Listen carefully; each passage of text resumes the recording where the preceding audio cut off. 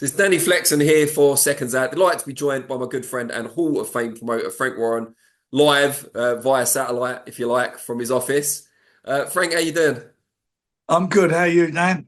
I'm very good. Um, I have to start with the obvious because it's just happened at the weekend. Did you watch Jake Paul against Mike Tyson? Unfortunately, or fortunately, I don't know which way you look at it, I didn't because I was up, I was on the phone, I was doing some phone calls, and I watched the two Mexican fights. Then the women's fight came on, and after two rounds, I lost it. What, like started And throwing stuff at the telly? and then I tried. Yeah, well, I couldn't get. I don't know what happened, but I couldn't get it back on, so that was it. But it is what it is. Fair enough. I mean, would you have watched it if the stream hadn't gone down? Yeah, I was up. I was awake. So if I'm not awake, that was it. And so, as I say, I didn't see it, but I didn't see it. But I didn't see it then live. But I watched it in the office since and seen it. And yeah, it's what it's. It's what I felt it would be. I don't know what anybody's. I don't know why anyone's moaning. What I expect is a 58-year-old man. I mean, if you was going to say, right, Paul Gascoigne's coming back and he's 58 years of age and he's going to play in a football match, what would you expect from him Not a lot. against young guys? Well, that's it. It's nothing about, it's not, I'm not being disrespectful, but, it's 58. And you knew he was going to be, 2-minute rounds for the first round, maybe even up the second. He would he would obviously have some strength after that. You knew he would fade. And Jake, I like Jake, you know that, Nikita.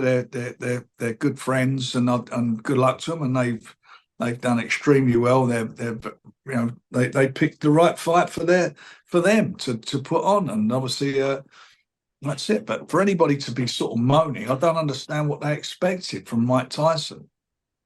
What do you expect this will do to the sport, if anything, and Well, Netflix's our sport, relationship with it? well, boxing. I Yeah. don't look at it as boxing. I'm not being disrespectful.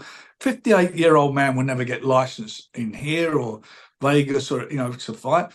That was his choice. They found a home for it in Texas. They got 75,000 people. God knows how many people on Netflix have watched it. I mean, huge audience they've got. But it is what it is. You can't keep whatever way you want to dress it up. It's somebody who is the age of 58 you know, who's not lived the life of a fighter, and why would he at that age for what, 25 years or whatever it is? Does it do anything for Jake Paul? I've seen him talking about fighting real Yeah. boxers again after the fight. Fighting who? Fighting real boxers again after the fight. Well, He's talking well, about he has fought Canelo in a real couple of boxers. years and stuff. Well, that who knows what's going on, but he has fought real boxers. I mean, you've got to look at what he has done. I mean, I'm talking about fighters at the level it was at, like, for example, with Tommy Fury. Tommy Fury is a licensed fighter. He is a licensed fighter.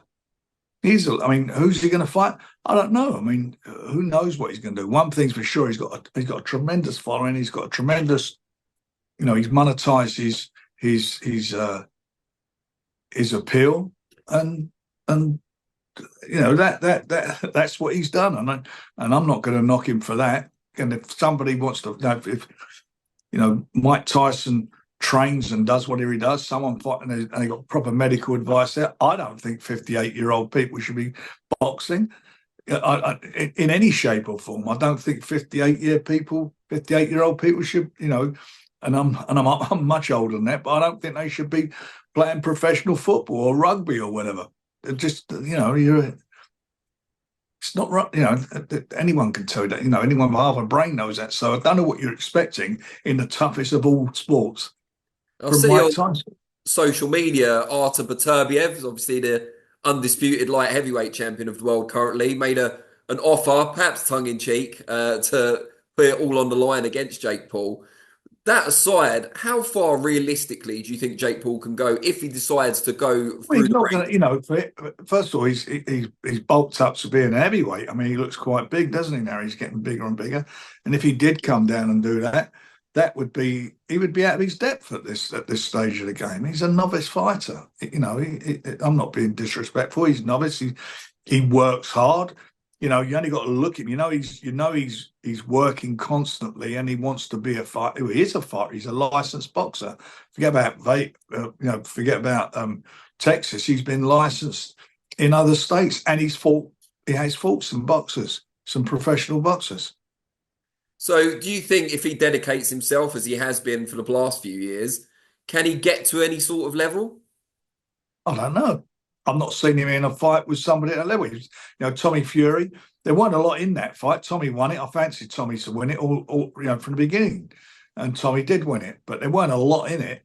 There wasn't a lot in the fight at the time. And Tommy's now fighting Darren Till. That got announced yesterday. What do you make of that?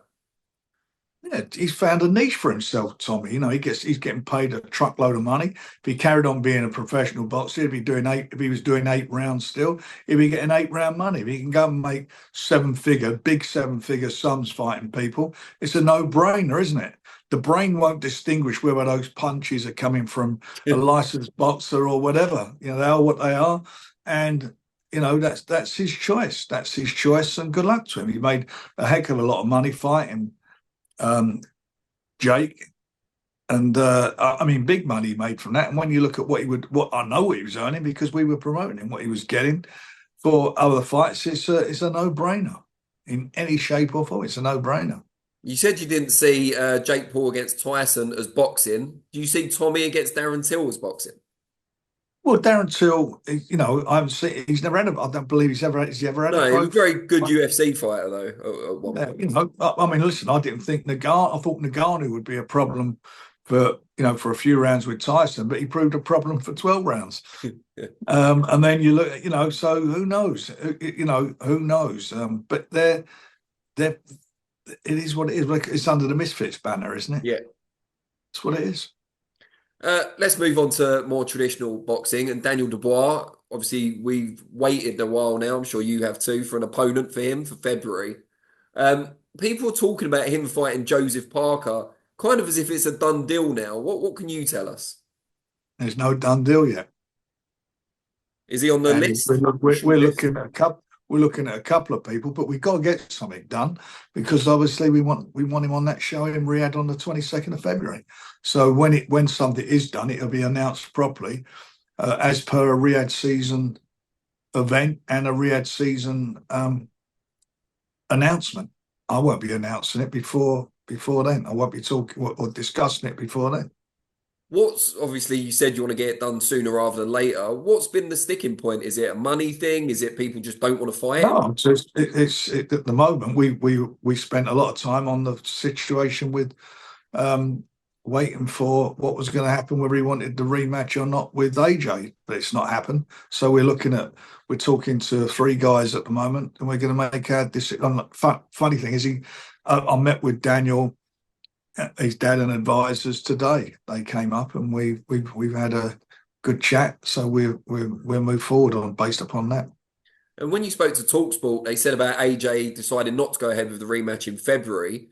You mentioned that the IBF are currently trying to work out an eliminator for Daniel's title at the moment. Ajit Cabile pulled out of purse bids with Martin Bakole, so they'll go down the list of challengers now. It looks like a long way back for AJ if it's a rematch with Daniel he wants. Well, it won't happen, will it? Because the IBF have made their decision what they're doing. So Daniel will have his mandatory was AJ, and the next one's a voluntary, and then after that we'll see what happens. If it's a unification, big if that was to happen, then obviously that'll take precedent over anything. But AJ's got to get he's got a bit of a. Well, he's got to get himself in any governing body. He's coming off of a bad loss, so he's got to get himself. He's got to get himself a win. And on that IBF eliminator, as I said, Cabile pulled out. Bakole now waits. Zhilei Zhang, who you work with, is ranked highly by them also. Is there a chance he fights Bakole for that eliminator? There's a lot of things up in the air at the moment, that we're all looking on, and I know you'd like an exclusive and get it out there. Always, Until they're signed, it's pointless talking about anything, because all that happens is people start thinking that's going to improve their purses and they're in a great position. I've done that in the past and haven't agreed with people things. like on a handshake. And until things are signed now, that's the way we operate. If they're signed, we'll announce them. Are there, without naming names, are there any heavyweights who are in the run-in to fight Daniel and also in the run-in to fight Piccoli in the eliminator? Yeah. Yeah, I thought that might be the case. But yeah, so we talked about Anthony Joshua there, and the rematch won't happen because as you said, he's got a long way back. If you were working with Joshua, what would your suggestion be for him now? I don't know. I think he's got to look at what it's not for me to decide. He's got people around him who are knowledgeable. He's got who, and obviously know his best interests. Who's he going to fight? Does he want to fight? Why would he want to fight? He's very wealthy. He's done extremely well for himself. Does he need to fight? I don't know. If he does fight, then there's a list there, and they can look at it and see what can be done. You offering any of your heavyweights as a Joshua comeback fight? I haven't discussed anything about that with him, but if he's coming back, we're the place to be sort of for heavyweights. That's where we are. Queensbury is most of the decent heavyweights in the world are with us. Lawrence Okoli, Fabio Wardley, someone like that, maybe? All good fights. They're all great fights. Yeah, absolutely. All what you're saying, that makes a lot of sense. Someone else on your books waiting for his world title shot is Hamzah Sheeraz. Last time I spoke to you, there was an extension that had just been granted by the WBO for negotiations with Janibek. You said you were going out to the convention and you'd talk about it then. There's since been a lot of rumours that he might instead fight Carlos Adames for the WBC belt. What can you tell us about that? I can tell you that everything's an option for him at the moment. And once we get it done, that'll be announced as part of hopefully a big card. The Janibek one, is there going to be another extension while you talk about it? At the moment, I can't even comment on it at the moment, on any of it. It's obviously we're doing an interview. You want to know what's going on. I'm not in a position at the moment to give you any of that information. And until something's signed, it doesn't mean anything. All right, well, let's talk about someone who's not under your banner, so maybe you can talk a bit more freely. And that's Conor Benn. He announced last week that his suspension has been lifted by the National Anti-Doping Panel.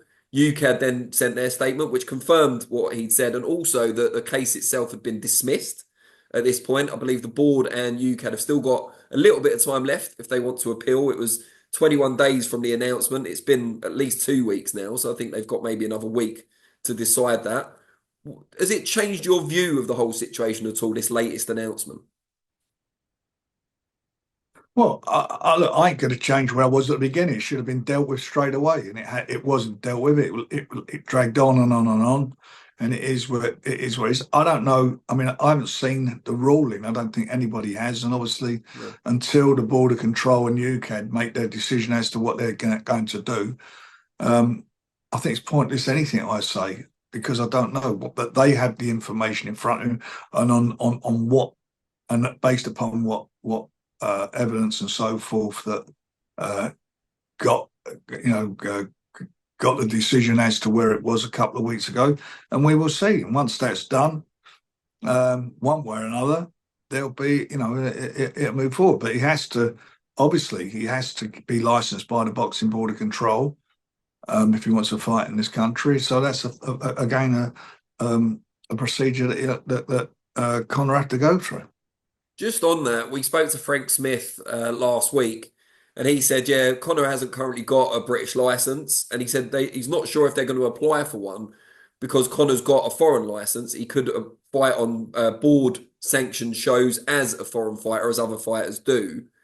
Is it kind of unlikely that will be allowed by the board if he hasn't got a UK license? Will they let him fight as a foreign fighter, do you think? I think you've got to ask them that question, depending on what they say is regarding their decision whether to appeal this or not. And if they don't appeal it, then I don't see how they cannot license him. And allow him to fight potentially on a foreign license as well. Yeah, if well, he you does. don't. We don't allow. It's not coming and fight on a foreign license. Every boxer who comes to fight in this country has to be licensed by the Boxing Board of Control. You fight on a Boxing Board of Control license. You may be licensed in another state, but you bring all your paperwork with you, Yeah. all your medicals and so forth. And that's to satisfy the board. And on the night of the fight, not just the fighter, the corners, everybody who works on that night are licensed by the Board of Control for that particular fight. And with the Board of Control now being, I guess, the administrators for the Saudi shows, the Riyadh season shows, do the same rules apply? Yeah, if it's under the Boxing Board of Control rules and regulations, of course it does. So if you haven't got a license to fight under BBFC here, it'd be the same in Saudi. Yeah, but if you haven't got, but you if you're licensed by another governing body, that's nothing to stop you asking to be able to Yeah. box in Britain or over there. That's not an issue. But That the board, you are allowed to do that. Whether they grant it or allow it, that depends, I suppose. If you and obviously I mean, any boxer, that's the position. But speaking specifically about Conor, is that I suppose that depends on whether the Board of Control decide whether they're going to appeal that decision or not, or you can decide they're going to do it. would you like to see everyone just move on at this point, even if the board still feel they've got a No, I'd case? like to see. I think all it's done is highlight what some of the problems are, and I think the Board of Control should bring into their regulations, make it if you want to be licensed by the British Boxing Board of Control, you will, if you have any adverse finding as regarding any drug testing, that you agree that it will be heard by UCAD or the Board of Control, wherever it may be, within a certain period of time, without exception. And if you don't, then you're done and dusted, and that will take all this away. Then you don't get all this ambiguity, which it hasn't been good for boxing. None of that's been good, and that to me would be the answer to it. And everybody should learn from what's gone down. What's gone down weren't good for the game. Nobody liked. Let's get it say how it is. No one likes it, but we want it to be. We need to learn from it. We need to now do something that's going to make it better in the future for everyone involved, and take away all the nonsense that's gone on. Because at the end of the day, it's been absolutely ridiculous, and the fans deserve deserve better than that. And it should be more clarity, should be more open. In the spirit of being more open, UCAD said in their statement they can't share the full verdict or any of the details from the case unless Conor Benn gives them permission to do so. If you were in Conor Benn's team, would you want him sharing everything they've got? Depends what's in there. Well, yeah. This is the thing, because everyone's saying on social media I that's the should thing share it. again. That's the thing. I had it the other day with somebody. They asked me anything. I said, I don't know. I said, I don't know what is in the report. So how can I comment on something that's not in it, that I don't know what they're saying? I don't know, what they're, how they came to their findings. I have no idea. So you can't really comment on it, can you? We can say that's what they've done, and why they've done it, I don't know. Has he proven that he was clean?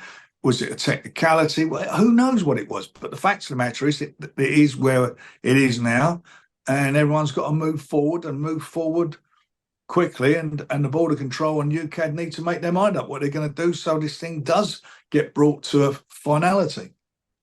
And I've asked you this a couple of times before about Dillian Whyte, and you've expressed your willingness to work with him again after his fight with Tyson. He's coming back next month in Gibraltar, where he's fought before. Yeah. I think they made a special coin for him last time. I don't know if there's similar plans this time round. But he's fighting Ebenezer Tete, someone I believe you know relatively well as well. What do you make of that comeback fight? So, look, he's coming back again. If he, I just want to. All this drug thing is, and I've been involved with fighters who failed tests and so forth in the past. You need clarity, you need closure, you need to get it over and done with, and whatever it is, get it over and done with. And if you're guilty, accept your ban. If you're not guilty, Board of Control, then you've got to make sure that you work with the. You give the fighter his license if he's cleared to box and he's medically fit to box.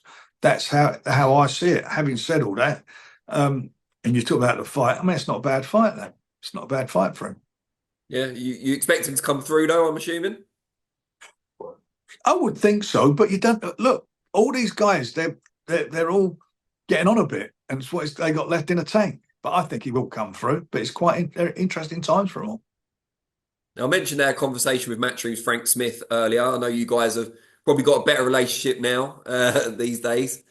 He was talking about Boxer and their future with Sky Sports. His opinion was that Sky Sports would be crazy to renew the deal with Boxer, given the way it's gone so far. That's obviously Frank Smith's opinion. What's your view? Not just do you feel they should renew it, do you think they will renew it? I don't know. That's a question only they can answer. I don't want to see Sky being out of boxing. I don't want to see any TV company being out of boxing. Our sport needs as much exposure as it can get. Whether it's with Boxer or somebody else, who knows? But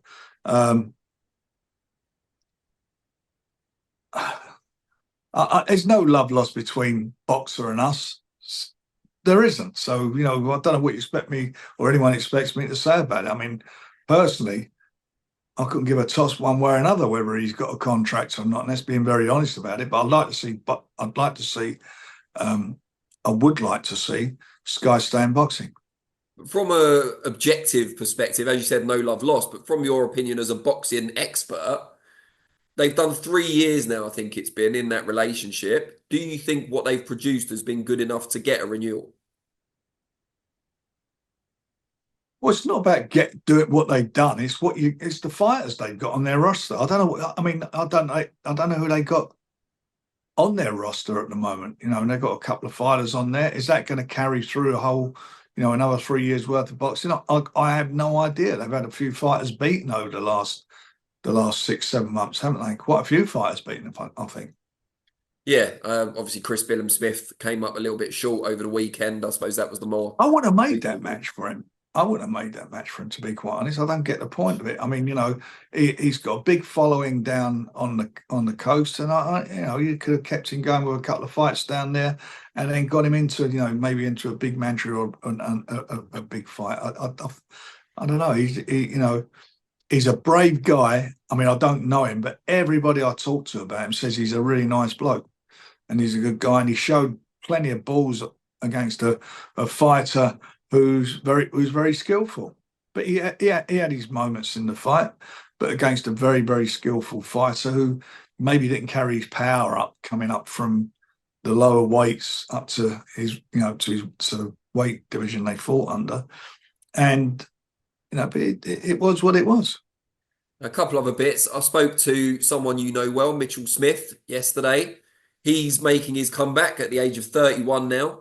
Is he 31 now? 31, yeah. You remember him as a baby face. I mean, he's still got Yeah, a baby face, I suppose. He was a bloody good fighter. He was a very good fighter. We'll find out on December the 6th, the night before your Magnificent Seven show. We'll find out if he still is when he returns to the ring. He said to mention him to you when I spoke to you, so I've done my duty. Well, wish him the best. He's a nice, I like Mitchell.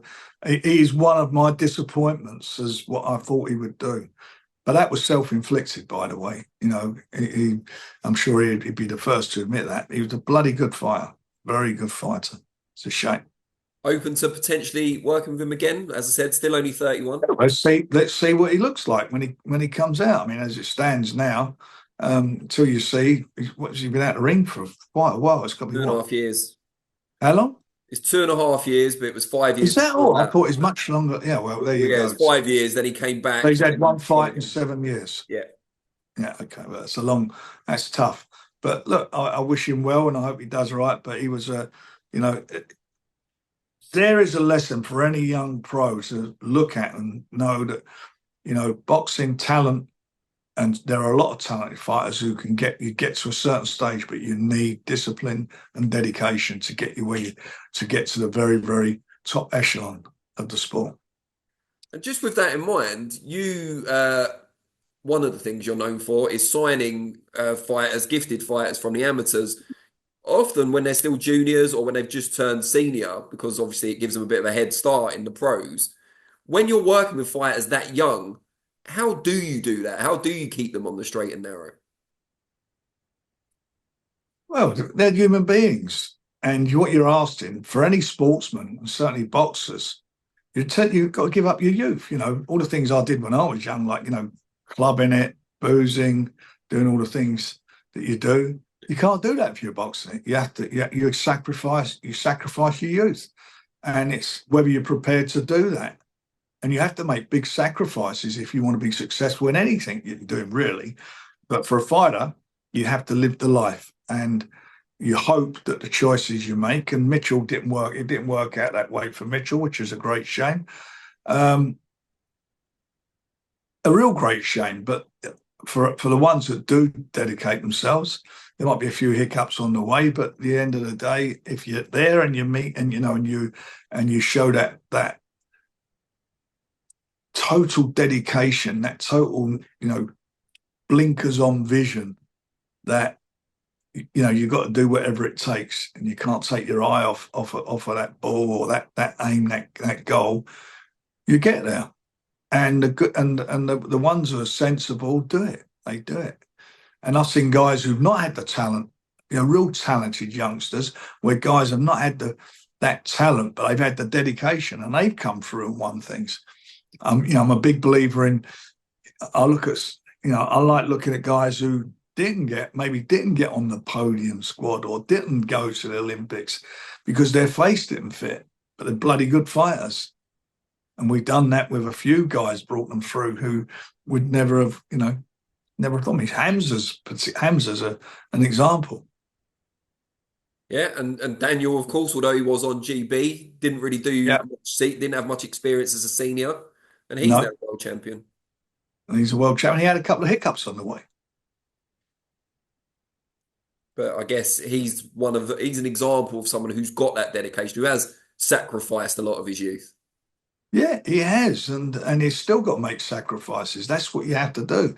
And it's and you look at sometimes in boxing, football, a lot of sports where suddenly it's all over, age catches up with you, and they can't. Some people can't deal with it, and they go and then relive their youth. They start putting crap up their nose, or going on the booze, or puffing, whatever they do. It happens. And it's a great shame. Whereas other people can deal with it because they're all different personalities. They come from, nobody's the same. Everybody's got different flaws in their characters. They, different backgrounds they come from, different people around them. And suddenly when you're a big name, you're right at the top of the game, and then it's not happening. I mean, look how many big name fighters, certainly a few I've been involved with, how they've fallen, sort of fallen over a bit. But thankfully, touch wood, a lot of them now they've turned their lives around, and they're appreciating what they've done and what they've got now. When you're signing them up when they're 17, 18, are you looking at the support network around them? Are you looking at their family and their friends and seeing who might be able to help them out because they're still quite young? Well, you do. You look to see where they are, their background. But again, they're all different backgrounds. You can be a one-parent family, you can be a no-parent family where they've had terrible problems. It can be the most supportive family. The family, I'm quite big on family, and and I'm a big believer in that. But then sometimes the family can be part of the problem. It depends. Everyone's different, and what they expect and what they want from it, and how whether they interfere, support them. They're all different. I've met some fantastic dads and mums involved in their kids, and I've also met a couple who've been nightmares to the detriment of their youngsters. Naming no names because neither of us want to get brought up before the peak. Just before I let you go, brought up before the beat. I mean, I can mention names. I wouldn't get brought up before the beat because it's a fact. But I don't want to go there with it. That's the only reason I don't want to do. I don't do it for them. I do it because of the, maybe they managed to mend or build bridges with them, and it's all good now. So what do I want to be saying stuff about them and making it, bringing up old sores? Let them, not my point. It's not my business anymore. Let's end on what I think will be a positive note from your perspective, and that's that Turki Alalshikh, your good friend, His Excellency, has purchased the Ring magazine. You've never been shy about criticising boxing print media. I remember well from my time at Boxing News. What do you make of him buying the Ring, the huge American publication? Well, it is. It's an iconic title, and it's about his love and his desire for it, and he wants to restore it back to the pinnacle that it had. Where certainly when I was younger, that was the one. That was the magazine. Once a month he was fighting to get it, and he put his resources. I know he's building a good team. I know that I know some of the people that are working on it, and it's in good hands. And more importantly, it was, as far as HE is concerned, with somebody who loves it. He loves his boxing, and for him, to care about restoring the ring to its former glory is, it's in good hands. It's in very safe hands. And he insisted in the statement regarding purchasing the magazine that it will have full editorial independence. A lot of people have questioned that. Skeptics have questioned that already. How confident are you that that will be the case? Well, that's what he said. That's what he does. He's pretty much of whatever he says. He's pretty much of a man of his word. I've always found him to be absolutely upfront about that. A bit like we did as well at Box Nation. We never interfered with the at all with the editorial ever. You asked any of the guys who worked there, they just got on with it. And Oh, if you, I will back you up on that. yeah, but it's true. I mean, and it is true. But the thing is, Dan, if you're going to start interfering, then it's pointless. And if you're doing, and if you're doing, hopefully you're doing things most of the time right, or the majority of the time right, then why would you need to do that? Because you're working to do the right thing for the sport, for your fighters, and that's it. Now and again, you're going to fall out with somebody, but that happens in your magazine that you work for, Box Nation. There was a few fallouts there, and I think there's been fallouts with, people working within that. It's nothing unusual, and that's life. It's not just, when we work for a magazine or a promotional company, whatever. That is life. I mean, that's how it goes. Sometimes things go really well, and you have good relationships, and then they can sour and whatever for whatever reason. Just got to get on with it. And there's been some speculation that buying the ring, and obviously they have the Ring magazine titles as well, it could be another step towards boxing entering maybe a UFC style model. So one champion in each division, all the fighters under contract to one entity, that kind of thing. Could you see that happening in the future? Not at this moment in time. Not at this moment in time. You've got to look how many fighters there are in the world. Mm. UFC was a blank piece of paper. What Dana did was with a blank piece of paper. They from the beginning, they owned the sport. Boxing has a tradition going back a couple of hundred years. It goes back to the bloody Olympic Games in Athens, and the early days. It was one of the sports, but as we recognise, it goes back 150, maybe 200 years now, whatever it is, and it has this massive tradition. I don't see that happening at the moment. I don't see one person controlling boxing at this moment in time. What about one champion per division? Because a lot of people out there would like to see that. Well, that I hear that, but you've had that. You've had quite a few unification fights in the last 12 months. You've had the heavyweight unification. You've got the light heavyweight one. You had you got Inoue in Japan did it. Was it one of the Americans? I'm trying to think which one it was. Was it not Crawford? Haney? Well, anyway, one of them, and then he unified the four belts. You get that happening. The against with it, people years and years ago, like old fighters. I can't remember. Was it Walcott or one of them? I can't remember. One fighter, he had to wait till he was 40 before he got a shot at the world heavyweight title. That can't be right. That can't be right. So I don't know. You have to find that balance. At this moment in time, there's been some great fights being made, with or without belts. Some great fights. There's no doubt about that. And boxing's in a very, very good place at the moment. And I'm talking about boxing as I see boxing. Not, I can't say legitimate boxing, but boxing as we recognise it, Traditional people boxing, who are at the right age and so forth. Yeah. And it's in a very, very good place. We've had some fabulous fights. Riyadh season under His Excellency's auspices has been an absolute breath of fresh air for boxing and where we are. People working it. And it shows that, we can work together. We do work together. Getting TV companies working together, it's changed everything. I mean, that's another thing to look at. What happens with a TV company if there's just one governing body or one organisation? How does it all work? So there's different connotations to look at. It's not as simplistic as everybody thinks it is. On the subject of TV companies, just while I've got a few more minutes, you're going to DAZN, not too long now. You announced it a couple of weeks ago. How excited are you to actually get cracking with that deal? I'm very excited. I mean, we've still got 4 months to go with TNT. TNT, and we got some bloody good fights coming up during that period. But then the zone's a new challenge, and it's something I'm really, really looking forward to. I mean, I've got a lot of people on board that I used to work with in the past. They've come on board within the last 18 months, and I think, and some of their existing management, but some really good guys coming on board who are very well respected in the industry.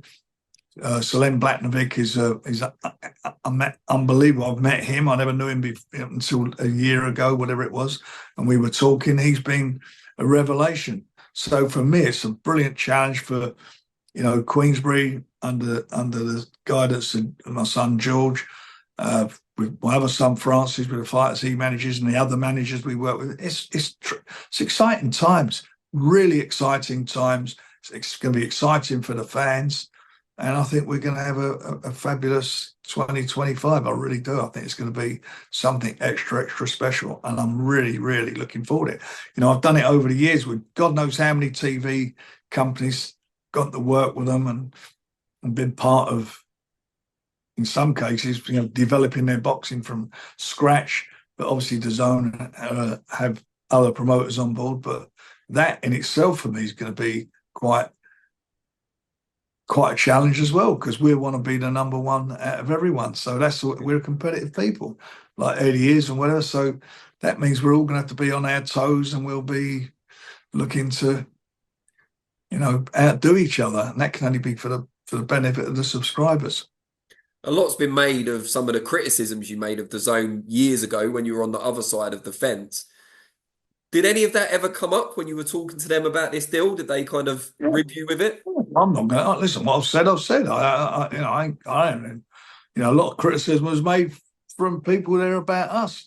That's what it was back then. But as I just said to you, a lot of people. There've been a big change there in some of the management team, and people have only, in the last, certainly this year, have gone on board, and last year and this year. Sorry, late last year and this year, people we've worked with at BT, at IMG, and they have some good people. Shay, who's heading it up, brilliant guy, really good guy. Ed, they got a real good management team, and what I like about it is the experience that's there now, which has changed from it when it started. They're all got one thing in common: they love boxing. They love it. And that is all you can want working with a broadcaster. You want to be working with somebody with a TV channel that is absolutely committed to you and committed to making the big fights happen, because that's what we're in this business for. Finding talent, developing talent, and getting them into the big fights. Perfect. Frank, really appreciate your time as always. Look forward to the pleasure, big announcements. And yeah, let's catch up Well, again. we'll do it next week probably. When we've got the announcements, we'll do another one.